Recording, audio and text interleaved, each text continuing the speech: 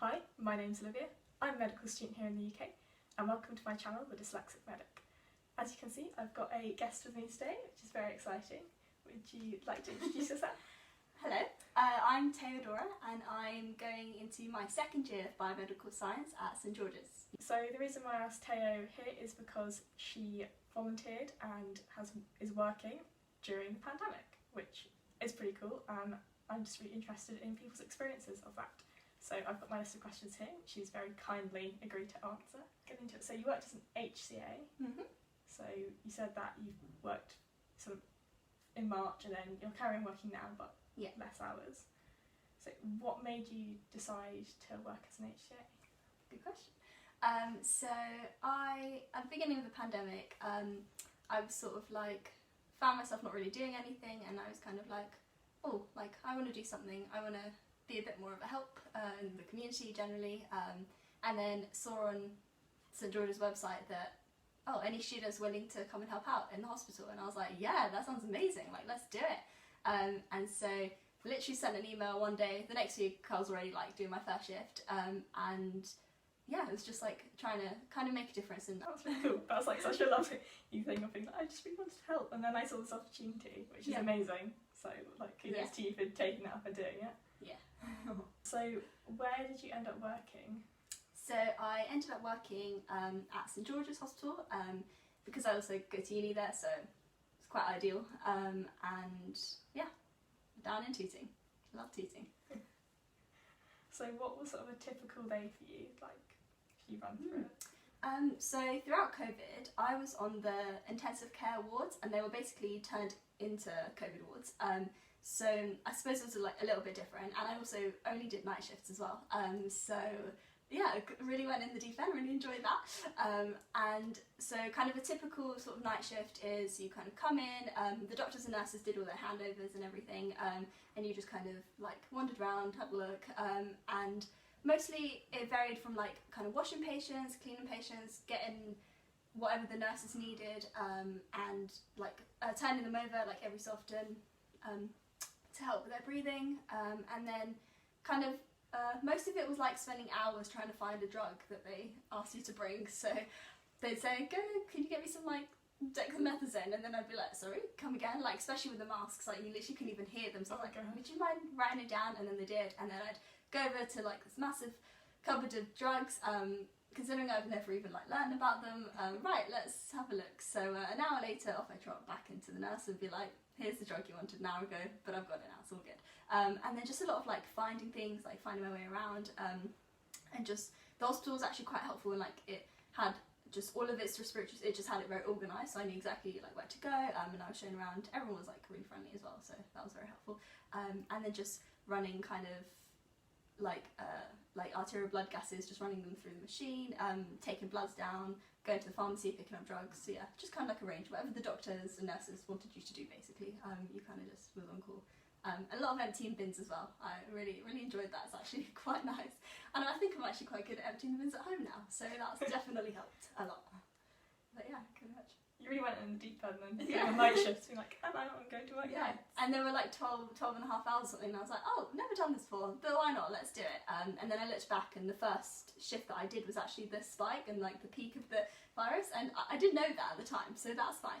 I kind of just went and was like, oh, okay, this is what it's like. But no, it was actually a really good experience. And you're all like kind of donned off, and what's the word?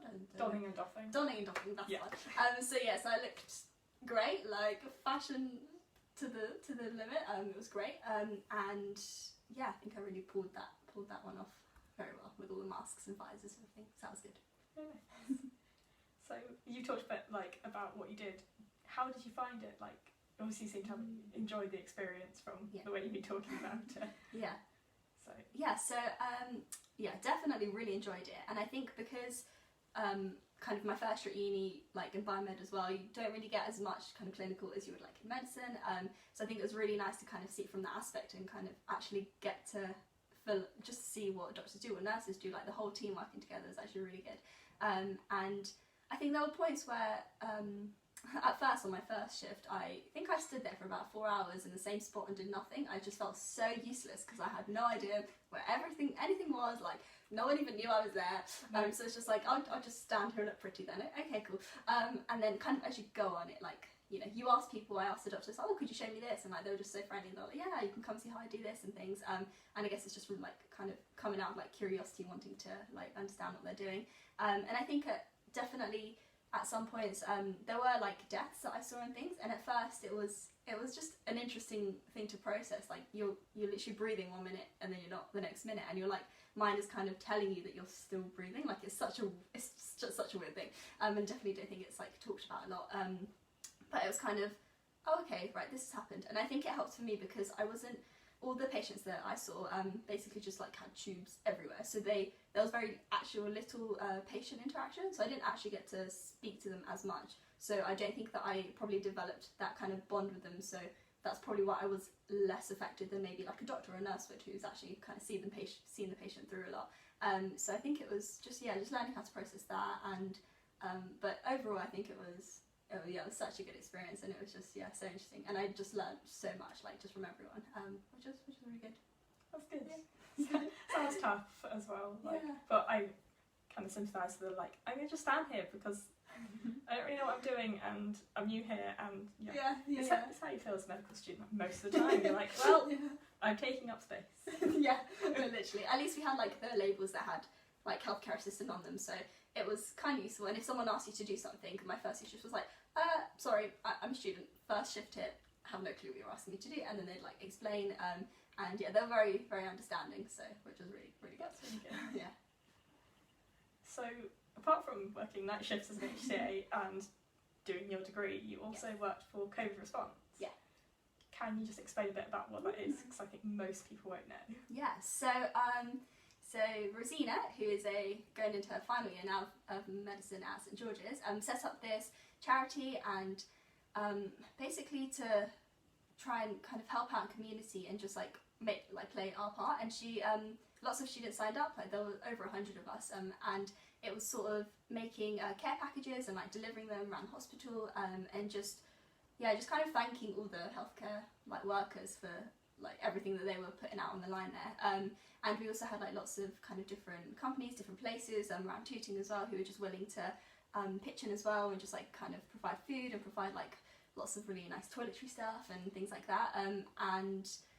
Also there would always also be like a meal round, so like 3 times a day you could like sign up and volunteer, and you'd go and pick up the food that someone's dropped off from Tooting. There's some great places to eat in Tooting, honestly. And then just pick them up and then kind of like like divide them between the wards, and then like go and take them around as well. So there was kind of like morning shifts and like night shifts and things like that, just for like an hour or so, just giving them around. So basically just like a range of things all happened in the hospital, and just went around and gave out things and tried to be of help with anyway. That's really cool. Yeah.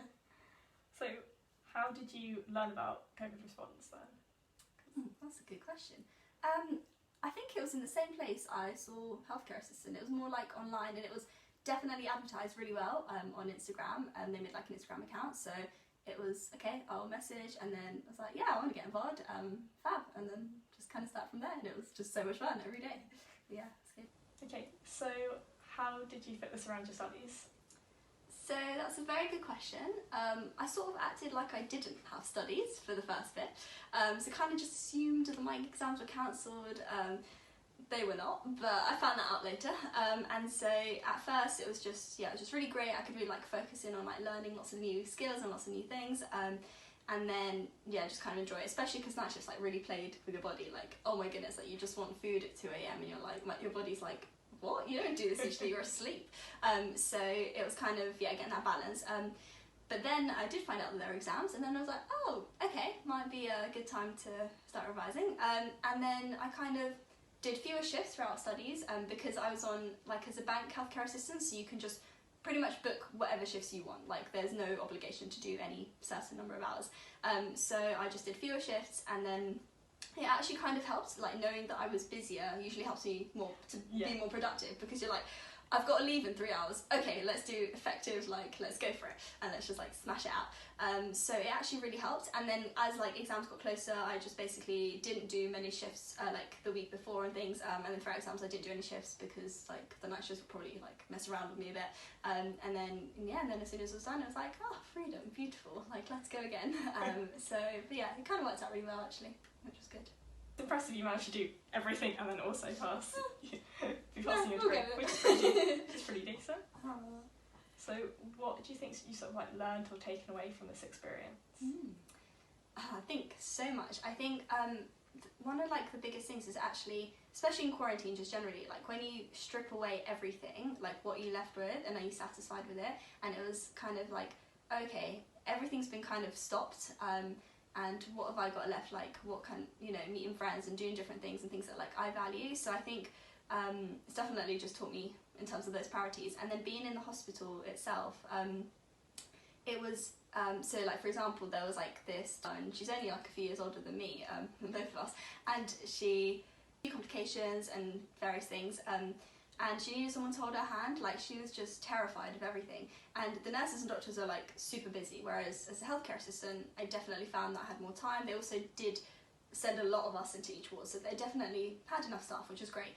And so I held her hand, and I held her hand for like 2 or 3 hours at night, just continuously. And the few days later when I went back, she was doing so well, but then I went back and I was like, oh, where is she? And they said that she'd like died. And I think in that moment I was like, I was the last person that held her hand and had a chat with her and had a great time. And I realised that like how important it is to just kind of like never hold a grudge against someone, and just kind of like quite simply just like to be kind and just like show everyone just like that love and just that kind of acceptance, because it just helped her. It made her like kind of last few hours at least a little bit more manageable, I would hope. And just kind of, yeah, just those interactions just showed me how important interactions are really.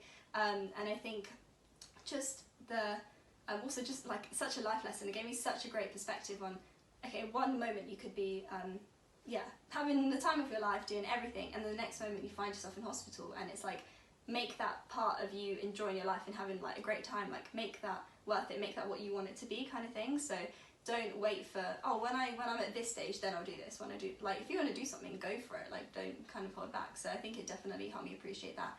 And yeah, definitely learned a lot.